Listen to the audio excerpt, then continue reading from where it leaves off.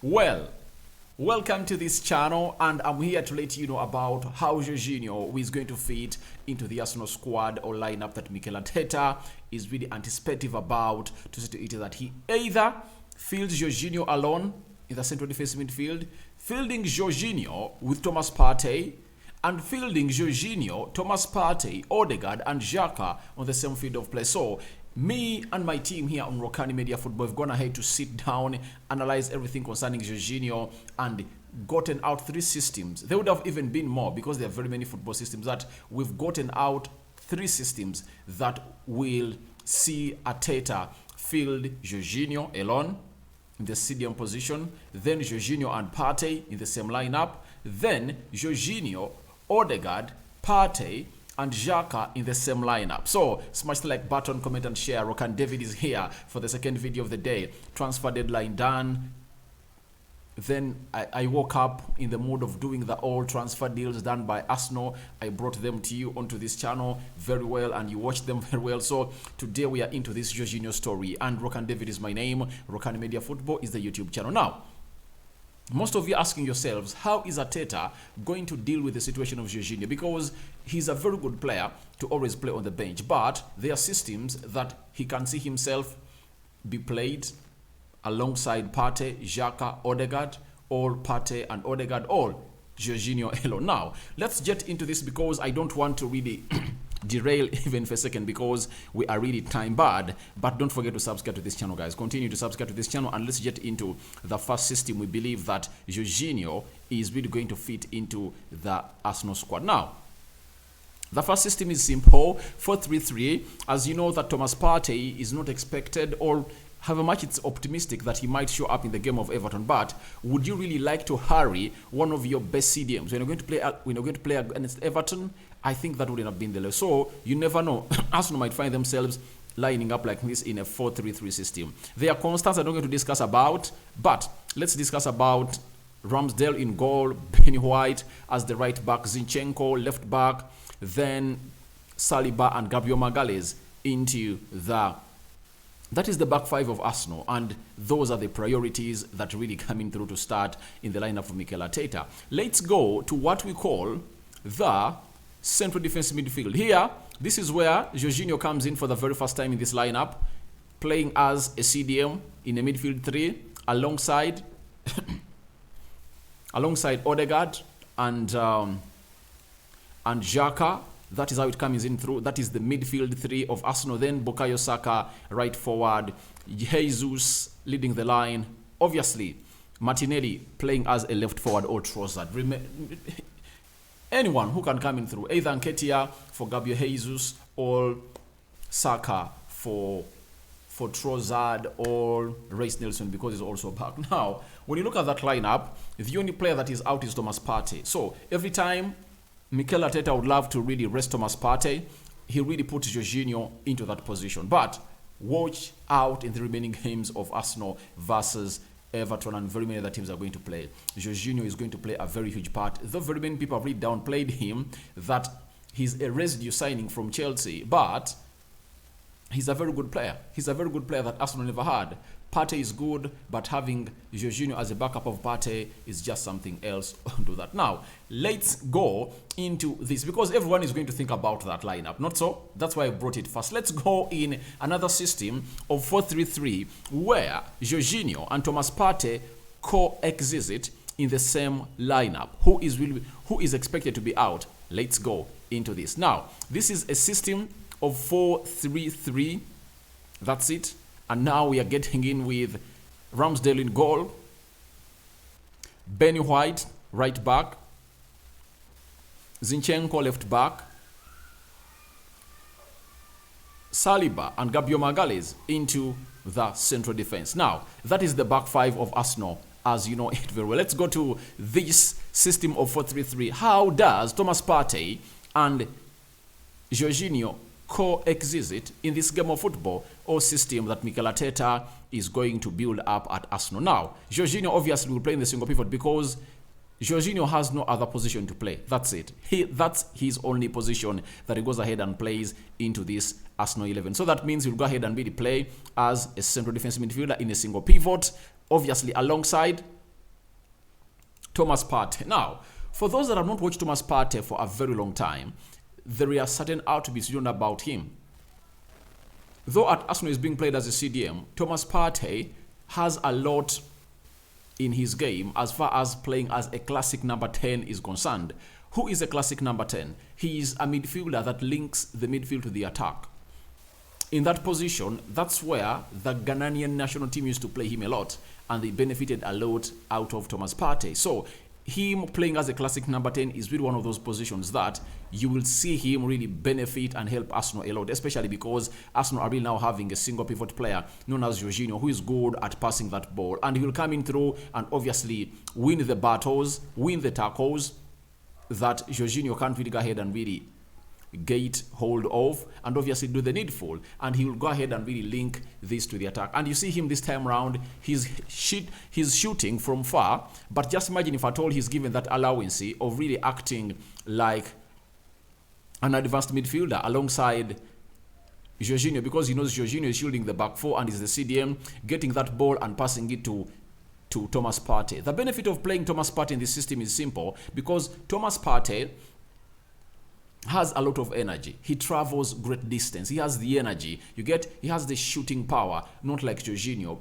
Thomas Partey can really even take off players because he has some good skill set. He can go for take-ons and takeovers. He submits himself in the final third of the opponent very, very well. So I believe if Thomas Partey is playing to that position, he is really going to be doing a lot of stuff. Then Odegaard comes in through to play as another midfielder in the midfield three, and obviously Martinelli left forward, Jesus leading the line, Xhaka playing as a right forward. Now, when you look at that system, it eliminates Granit Xhaka. That's it. It eliminates Granit Xhaka. But I believe if you are to let Thomas Partey play the Xhaka role, I 100% believe Arsenal will benefit a lot more than when Xhaka is playing that role, because Thomas Partey has more to add to the game than Xhaka going forward. So I believe that system will also be used sometimes by Mikel Arteta, because he would be wanting Jorginho and Thomas Partey to coexist it and Odegaard alongside them. That means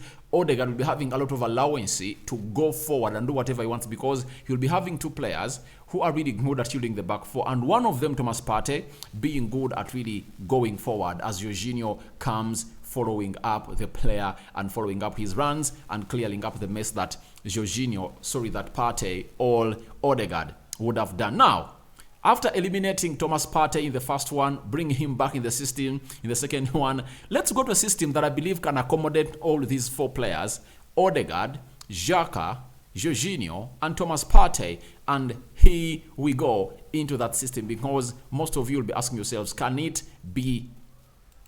Now, you'll be asking yourself, in what system can these all coexist? There are very many systems. There is a 4-4-2 that we're going to talk about. There is a 3-5-2. There is a 4-3-2, and very many other systems that Arteta can go in and really put them in. Now, this time around, we are going in for a 4-4-2, and let's see who are really the back five that is constant. Obviously, Ramsdale, Benny White, right back, Zinchenko, left back. That is Saliba, Gabriel Magalhaes. Then a 4-4-2 is having a player. This is the modern diamond. It's a diamond system. Now, in the diamond system, you're having a player who is playing at the best of the diamond. You know the diamond, it's in that shape. So, Jorginho will be playing on the base of the diamond. That's it. Jorginho will be playing on the base of the diamond in this system, meaning that he'll be shielding the back four from any attack and getting that ball from the back four and pass it through the midfield to his other midfielders that are going to that will go ahead and really proceed that ball to the forwards that will be leading the line. So let's go to the other midfielder. So on the right wide of the diamond is Thomas Partey. That's where Thomas Partey will be playing, on the right, on the wide right of the diamond, and you know that he can thrive there very well. Then Xhaka coming in through on the wide left of a diamond. Those are the three midfielders that we've been talking about, and that means only one midfielder is left to make the diamond complete, and there comes in Martin Odegaard. Now, that is the diamond as you see it very well. Well shaped, Who is at the tip of the diamond? Odegaard. Base of the diamond, Jorginho. Wide right of the diamond, Thomas Partey. Wide left of the diamond, that is Granit Xhaka. Then we go to the 2 players to lead the line. I believe this is where you need Jesus to lead the line alongside Trossard, because Trossard in this system is the most realistic player that fits it. Why? This system doesn't use a lot of wide players. You get? That means all the activity will be taking place in the midfield. So you need players like Jesus to add more numbers to win that ball and obviously come for it in the final third. Like you see him travel and be mobile on every side of the pitch. The same applies to Trossard. He can drift inside and let Odegaard and Ben White be the avenues for really bringing in crosses to add 2 extra men on the attack of Arsenal. So when you look at that system, it really portrays out an attacking system of Arsenal that can really create a lot of threat to the opponent, because when you're having Jorginho, he's one of the best passers of the ball. Xhaka, you've seen him that each and every time he advances more into the final third, he becomes deadly. Thomas Partey, for him, he's just a player that can do anything in any position you put him into. Even if you tell him that play the central defense, Partey can go ahead and really play it very well. So when you look at that system, Odegaard will be so much close to the forwards. And when you look at the football intelligence of Trossard and Gabriel Jesus, it will benefit Odegaard a lot because they will interchange those passes, quick passing, and obviously space will be created because the movement of Trossard and Gabriel Jesus out of this world. Then it will allow Odegaard to really find himself in scoring positions and shooting, because to me, I have a belief, and there is something I'm seeing at Arsenal, that the manager of Arsenal, Mikel Arteta, is grooming Odegaard to become one of the high-scoring midfielders from the central part of the midfield. Reason being, he is really confident on the ball and he does the unthinkable. You get? He pulls a rabbit out of the hat in a time you don't expect it to happen. So this is the guy who does the unexpectedly in that area. If at all you put him in that system, it will be creating a lot for Odegaard to be a goal scorer for Arsenal. And Trossard, not being selfish, his hold-up play is really good. He can really go on and really be one of those players to really be also beneficial in the system, because he will be dripping deep in the midfield, coming in for the ball, and obviously the likes of the parties will be really doing the needful shooting from far, controlling the game, physicality battles won. So I believe those 4 midfielders can coexist in that system, because I know most of you have been asking yourself, obviously, Jorginho is in. Xhaka is in his prime. Xhaka is in his prime form ever since he played the game of football. He's really doing great for a side known as Arsenal. Partey too. So Odegaard is also on fire. So is there a system that can see these 4 midfielders suit into the same team? Obviously, that's the system that I've come up with, and now I call in for your thoughts about these systems. I'm really gonna hate to let you know about 4-3-3 that doesn't have a Thomas Partey, a 4-3-3 that has a Thomas Partey and Jorginho, and this one that we concluded with a 4-4-2, a modern diamond that has 4 midfielders and 2 center forwards. And you can as well tell me if at all you can think it can work, but I believe it can work out because it is what the world is into. It's the new thing that everyone is into. That diamond is so much used by RB Leipzig down in Germany, and I think Ralf Rangnick used it at Manchester United. But if at all it's well rehearsed and well perfected, it can give you results that you least think of in the world, because it is really great. The compactness in the midfield is always hard to an extent that you can let your opponent act in the wide areas and deny him the midfield, because that midfield battle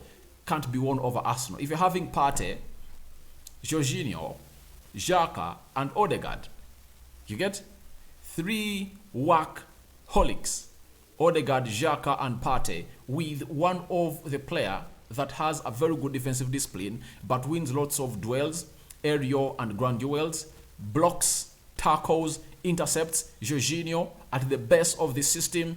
I believe it can work best, and I know one day, one time, it will happen. It will happen, and these 4 players will be seen on the field of play in the same game of football. So your thoughts about those systems are welcome in the comment section below, and feel free to let me know what you think about how Arsenal will line up with Jorginho. Which system would you prefer?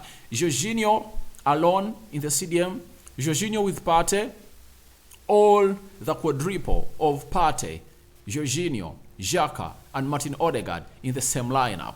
Your reactions are welcome in the comment section below. Don't forget to subscribe. Tell me your thoughts about this. Feel free to subscribe, guys.